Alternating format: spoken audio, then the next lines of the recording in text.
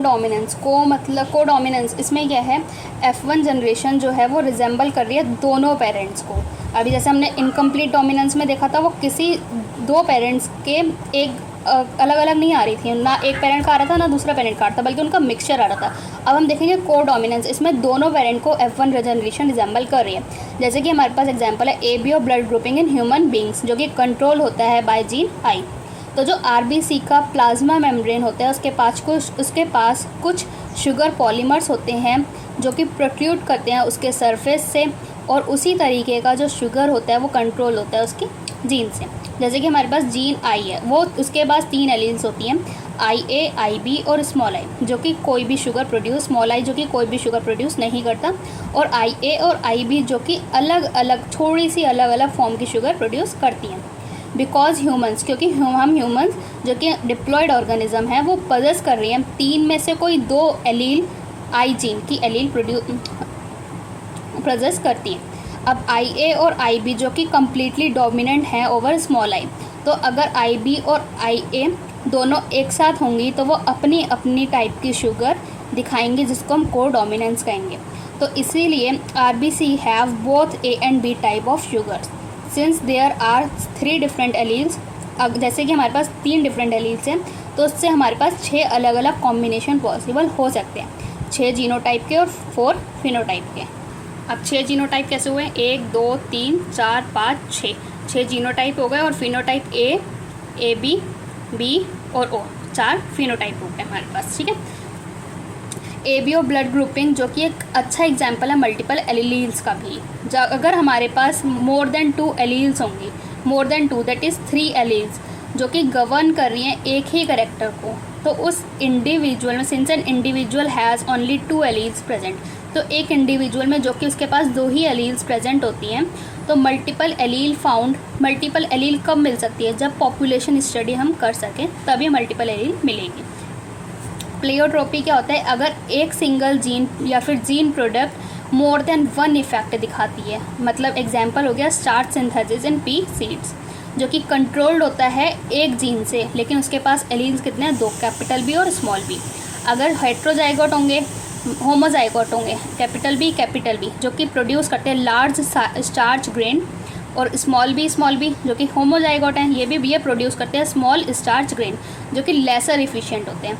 तो अगर सीड्स का मैच्योरेशन हो गया तो कैपिटल बी राउंड आएगा, स्मॉल बी रिंकल्ड आएगा।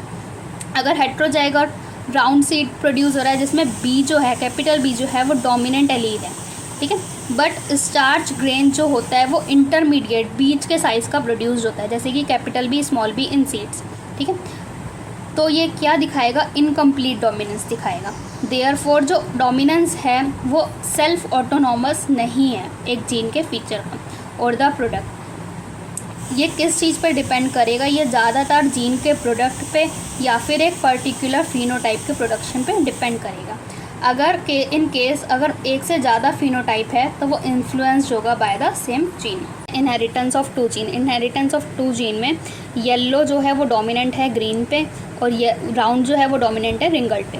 तो उसने 2 सीड्स ली, round yellow, wrinkled green, capital R, capital Y, small Y.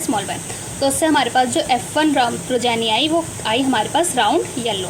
उसने उसको सेल्फ कराया तो हमारे पास कुछ ऐसा फिनोटाइपिक रेशियो आया 9:3:3:1। ठीक है।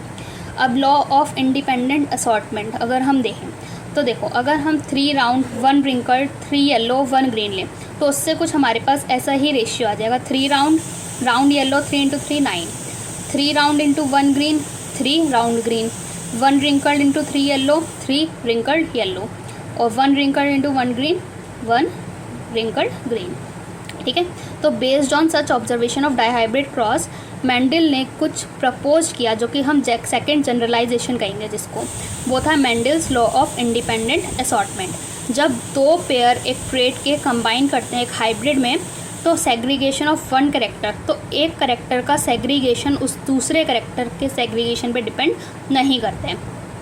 अपनेट स्क्वायर जो कि इफेक्टिवली यूज टू अंडरस्टैंड, इससे हमें क्या अच्छे से पता लगता था? Independent assortment of 2 pairs of gene during the production of egg and the pollen in F1 RRYY plant. अब जो सेग्रीगेशन है R का और R का, तो तो 50% का क्या होगा, उनके पास जीन कैपिटल आर होगा और 50% के पास जीन स्मॉल आर होगा। Beside each gamete they have allele Y और वाई। तो जो सेग्रीगेशन है, अलग अलग होना 50% आर का और 50% स्मॉल आर का, वो इंडिपेंडेंट है किसके सेग्रीगेशन के, 50% of capital Y and 50% of small Y. Therefore जो फोर जीनोटाइप ऑफ गैमेट्स आएंगे वो आएंगे capital R Y, small R capital Y, small Y. तो 1/4 ऑफ टोटल गैमेट प्रोड्यूस, तो इसका फिनोटाइपिक रेशियो आएगा 9:3:3:1।